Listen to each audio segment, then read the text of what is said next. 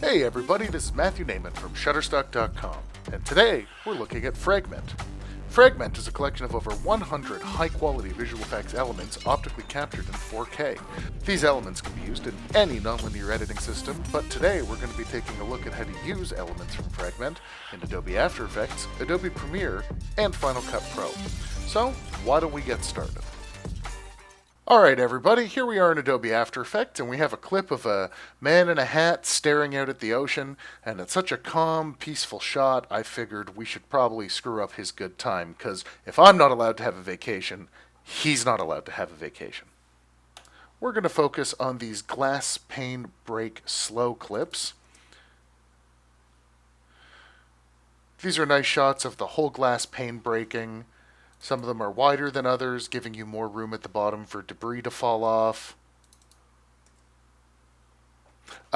First thing I'm going to do is roughly scale our clip just so that I can see everything we have to work with. We're probably going to want to cut out the ground down here, so I'm just going to use a mask tool to cut out the ground.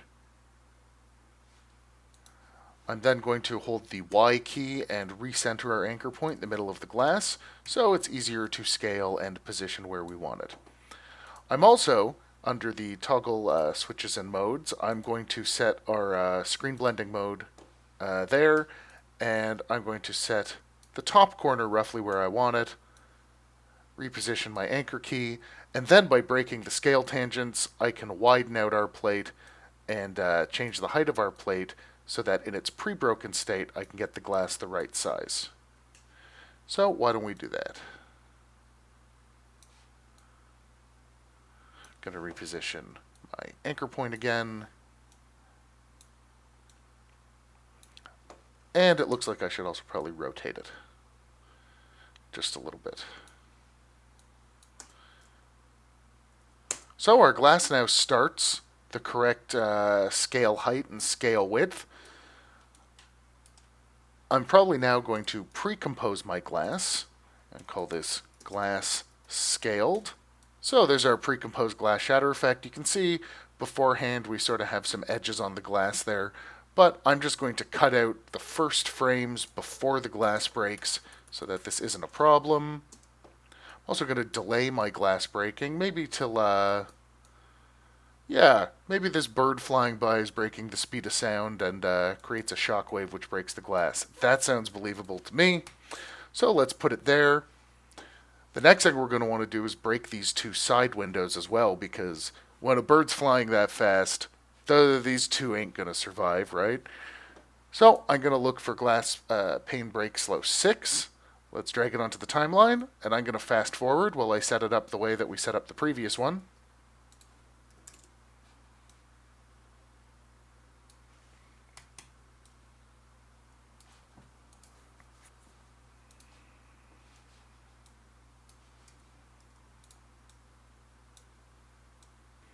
Alright, now that I've got all three glass panels scaled, I'm just going to speed this one up a little bit so that it matches the same frame rate as the other ones. Perfect. The last thing we're going to want to do to add some realism is we're going to want to hold over a few parts of this frame to make it look more like the glass is set in depth. I'm going to do that very simply by duplicating our stock clip, twice actually. The first one, I'm just going to grab my mask tool and mask out this curtain, because this is definitely something that we always want to keep in front of the glass, and the shape doesn't change over the course of the shot. So very easy to just mask that out, and we'll rename this one Curtains. And this clip we will call Man Holdover. I'm probably only going to keep this center section of him. And then we're going to use an effect under keying called the linear color key. We're going to grab the sky as a color, and we're going to increase the softness of that mask until everything except our man is held out over top. Probably going to shrink that mask just a tiny little bit. And I'm actually going to pull it tight to him at the bottom of the frame. Press F and increase the feathering amount a tiny bit. And if I am to be believed, that's our shot.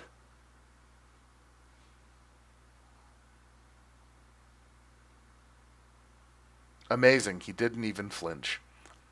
Alright, that's a real quick look at how to use elements from the Fragment pack in Adobe After Effects. Why don't we jump over to Premiere? I'll see you there. Well, I've been waiting here for a little while in Adobe Premiere. What the heck took you guys so long? Alright, well, I'm not going to harp on it. We have a shot of this burned out building, and we're going to make it look like it's in the middle of a firefight by adding a bunch of gunshots hitting windows. One problem with this shot is since we're working in Adobe Premiere, we need to deal with the fact that the camera is actually moving slightly. Now, we could do some sort of crazy manual motion track here, or we could spend some money, like to buy some software that'll do tracking directly in Premiere, but we're trying to work with the vanilla software here, so I'm going to give you another option, and the other option is to go into our Effects panel, and in the search window, type Warp, and we're going to grab our Warp Stabilizer, and drag it onto the footage. Now, excuse me as I fast forward while Warp Stabilizer does its stuff, but I'll keep you company by talking to you. So, Warp Stabilizer does its best to stabilize the footage automatically. This is going to remove any camera movement we have, which will leave us free to work on the footage the way that we want.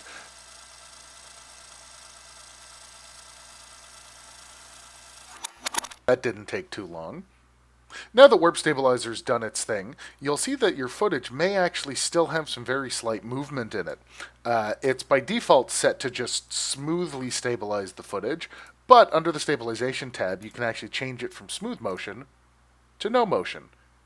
After it thinks for a second, you'll see that when I hit play, our footage is now rock solid. Fantastic.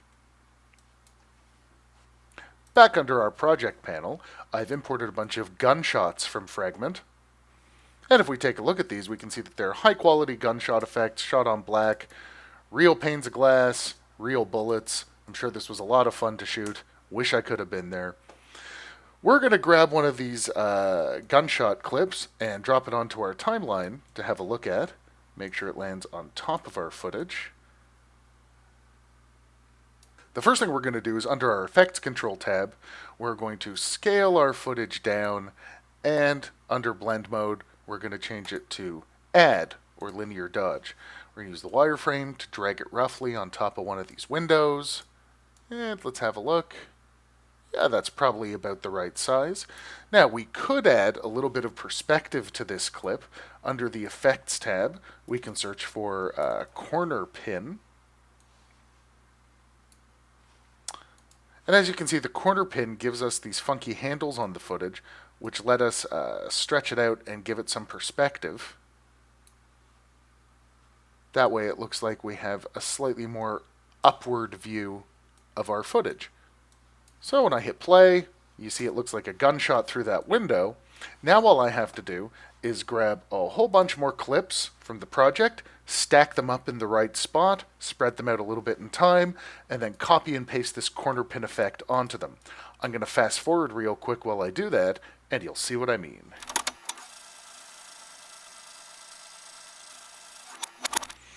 Alright, I just grabbed a bunch of great gunshot plates, threw them on top of windows, staggered them a little in time, set them all to the Add Blending mode, gave them all corner pins, and when I hit play, you can see the side of the building looks like it's being pelted with bullets. Awesome! That's it for Premiere. Why don't we jump over to Final Cut Pro and take a look at one last clip from Fragment in that piece of software.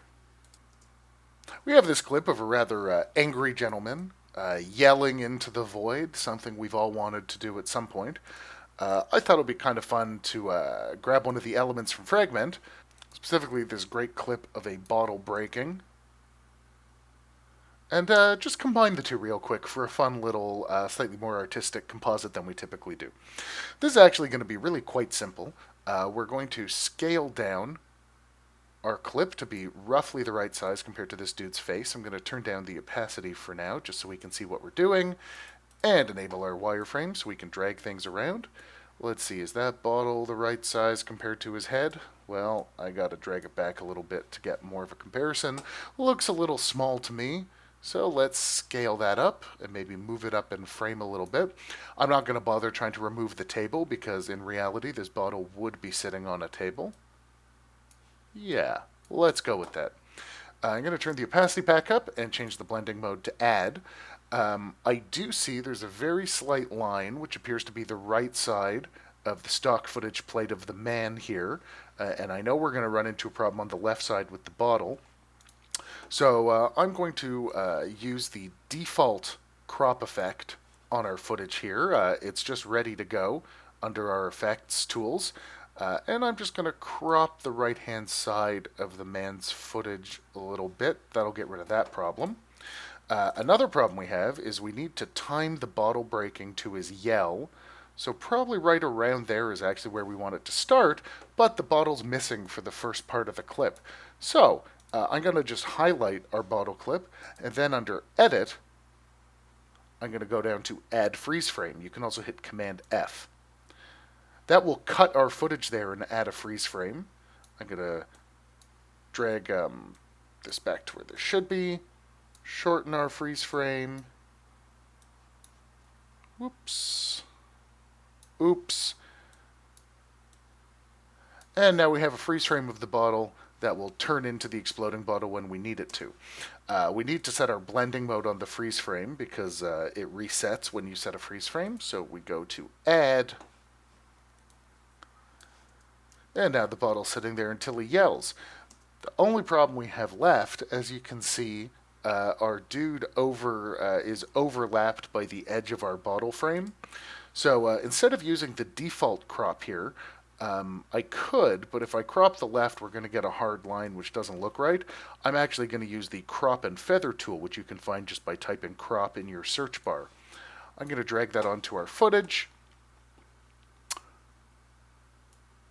I'm not going to crop our height at all, so make sure that you pull that up above 100. But I am going to crop our left to right a little bit, but then I'm going to dial up the feather a whole bunch. Maybe crop a little bit more. If it starts impeding on that side of the frame, all you have to do is change the position offset of your crop. So I can pull it way, way back that way, which gives me a lot of room to turn up the feather so that we have a nice natural fall off. And now when I hit play, he is definitely angry at that milk bottle. Well, that's it for me today. I hope you enjoyed this tutorial, and if you'd like more tutorials like this and more great visual effects packs, head on over to Shutterstock.com. I'll see you over there. I'm there all the time. They don't let me leave. Call someone.